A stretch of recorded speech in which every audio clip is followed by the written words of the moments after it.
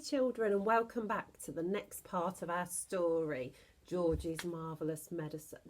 So last we left the story, we just started on the chapter Mr. Cranky's Great Idea, and Mr. Cranky was getting very excited and wanted George to make some more medicine. "But wait a minute, Dad," George said. "There's no waiting," cried Mr. Cranky, working himself up so much that he put butter in his coffee and milk on his toast. "Don't you understand what this tremendous invention of yours is going to do to the world? Nobody will ever go hungry again." "Why won't they?" asked George.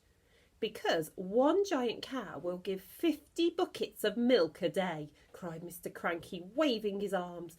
"One giant chicken will make 100 fried chicken dinners. And one giant pig will give you 1,000 pork chops. It's tremendous, my dear boy. It's fantastic. It'll change the world." "But wait a minute, Dad," George said again. "Oh, don't keep saying wait a minute," shouted Mr. Cranky. "There isn't a minute to wait. We must get cracking at once."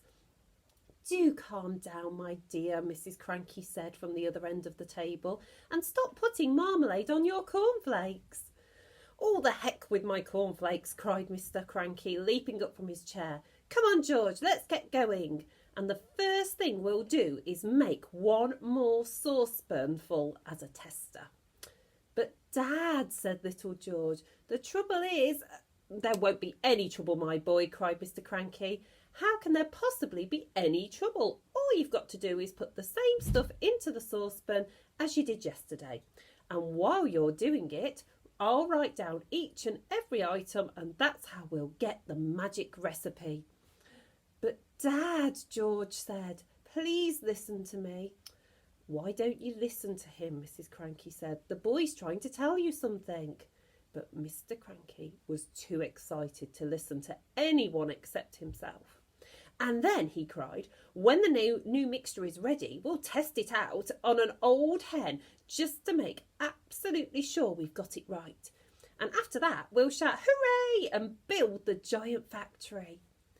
"But Dad—" "Come on then. What is it you want to say?" "I can't possibly remember all of the hundreds of things I put into the saucepan to make the medicine," George said. "Oh gosh, children, that's right. He did put a lot of things in, didn't he?" "Of course you can, my dear boy," cried Mr. Cranky. "I'll help you. I'll jog your memory. You'll get it in the end. You see if you don't. Now then, what was the first thing you put in?" "I went up to the bathroom first," George said. "I used a lot of things in the bathroom and on Mummy's dressing table." "Come on then," cried Mr. Cranky. "Up we go to the bathroom." When they got there, they found, of course, a whole lot of empty tubes and empty aerosols and empty bottles. "That's great," said Mr. Cranky. "That tells us exactly what you used. If anything is empty, it means you used it." So Mr. Cranky started making a list of everything that was empty in the bathroom. Then they went to Mrs. Cranky's dressing table. "A box of powder," said Mr. Cranky, writing it down. "Helga's hair set. Flowers of turnips perfume. Terrific. This is going to be easy. Where did you go next?" "To the laundry room," George said. "But are you sure you haven't missed anything up out of here, Dad?" "That's up to you, my boy," Mr. Cranky said. "Have I?" "I don't think so," George said. So down they went to the laundry room, and once again Mr. Cranky wrote down the names of all the empty bottles and cans. "My goodness me, what a mass of stuff you used," he cried. "No wonder it did magic things. Is that the lot?" "No, Dad, it's not," George said, and he led his father out to the shed where the animal medicines were kept and showed him the 5 big empty bottles upon the shelf. Mr. Cranky wrote down all of their names. "Anything else?" Mr. Cranky asked. Little George scratched his head and thought, but he couldn't remember having put anything else in. Mr. Cranky leapt into his car and drove down to the village and bought new bottles and tubes and cans of everything on the list. He then went to the vet and got a fresh supply of all the animal medicines George had used. "Now, show me how you did it, George," he said. "Come along, show me exactly how you mixed them all together." Next chapter, Marvellous Medicine number 2. They were in the kitchen now, and the big saucepan was on the stove. All the things Mr. Cranky had bought were lined up near the sink. "Come along, my boy," cried Mr. Killicranky. "Which one did you put in first?" "This one," George said. "Golden Gloss hair shampoo." He emptied the bottle into the pan. "Now the toothpaste," George went on, "and the shaving soap, and the face cream, and the nail varnish." "Keep at it, my boy," cried Mr. Cranky, dancing round the kitchen. "Keep putting them in. Don't stop, don't pause, don't hesitate. It's a pleasure, my dear fellow, to watch you work." One by one, George poured and squeezed the things into the saucepan. With everything so close at hand, the whole job didn't take him more than 10 minutes. But when it was all done, the saucepan didn't somehow seem to be quite as full as it had been the first time. "Now what did you do?" cried Mr. Cranky. "Did you stir it?" "I boiled it," George said, "but not for long, and I stirred it as well."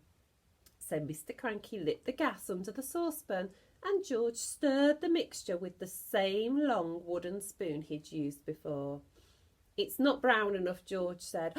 "Wait a minute, I know what I've forgotten." Can you remember what it is, children? "What?" cried Mr. Cranky. "Tell me quick, because if we've forgotten even one tiny thing, then it won't work. At least not in the same way." "A quart of brown gloss paint," George said. "That's what I've forgotten." Mr. Killicranky shot out of the house and into his car like a rocket. He sped down to the village and bought the paint and rushed back again. He opened the can in the kitchen and handed it to George, and George poured the paint into the saucepan. "Ah, that's better," George said. "That's more like the right colour." "It's boiling," cried Mr. Cranky. "It's boiling and bubbling, George. Is it ready yet?" "It's ready," George said. "At least I hope it is." "Right," shouted Mr. Cranky, hopping about. "Let's test it. Let's give some to a chicken." "My heavens alive, why don't you calm down a bit?" Mrs. Cranky said, coming into the kitchen. "Calm down?" cried Mr. Cranky. "You expect me to calm down, and here we are mixing up the greatest medicine ever discovered in the history of the world. Come along, George. Dip a cupful out of the saucepan and get a spoon, and we'll give some to a chicken just to make absolutely certain we've got the correct mixture." Outside in the yard there were several chickens that hadn't had any of George's Marvellous Medicine number 1. They were pecking about in the dirt in that silly way that chickens do. George crouched down, holding out a spoonful of Marvellous Medicine number 2. "Come on, chicken," he said. "Good chicken. Chick, chick, chick." A white chicken with black specks on its feathers looked up at George. It walked over to the spoon and went peck. Well, the effect that Marvellous Medicine number 2 had on this chicken was not quite the same effect produced by medicine number 1, but it was very interesting. "Whoosh!" shrieked the chicken, and it shot 6 feet up in the air and came down again. Then sparks came flying out of its beak, bright yellow sparks of fire, as though someone was sharpening a knife on a grindstone inside its tummy. Then its legs began to grow longer. Its body stayed the same size, but the 2 thin yellow legs got longer and longer and longer and longer still. "What's happening to it?" cried Mr. Killicranky. "Something's wrong," George said. The legs went on growing, and the more they grew, the higher up in the air went the chicken's body. And when the legs were about 15 feet long, they stopped growing. The chicken looked perfectly absurd with its long legs and its ordinary little body perched high on top. It was like a chicken on stilts. "Oh, my sainted aunts," cried Mr. Killicranky. we've got it wrong. This chicken's no good to anybody. It's all legs. No one wants chicken's legs. I must have left something out, George said. I know you left something out, cried Mr. Cranky. Think, boy, think. What was it you left out? I've got it, said George. What was it, quick? Flea powder for dogs, George said. You mean you put flea powder in the first one? Yes, Dad, I did, a whole carton of it. Then that's the answer. Wait a minute, said George. Did we have brown shoe polish on our list? We did not, said Mr. Cranky. I used that too, said George. Well, no wonder it went wrong, said Mr. Cranky. He was already running to his car, and soon he was heading down to the village to buy more flea powder and more shoe polish. OK, children, we'll leave it there, and when we come back, it will be the chapter which is titled Marvellous Medicine number 3. Speak to you all soon, children. Stay safe.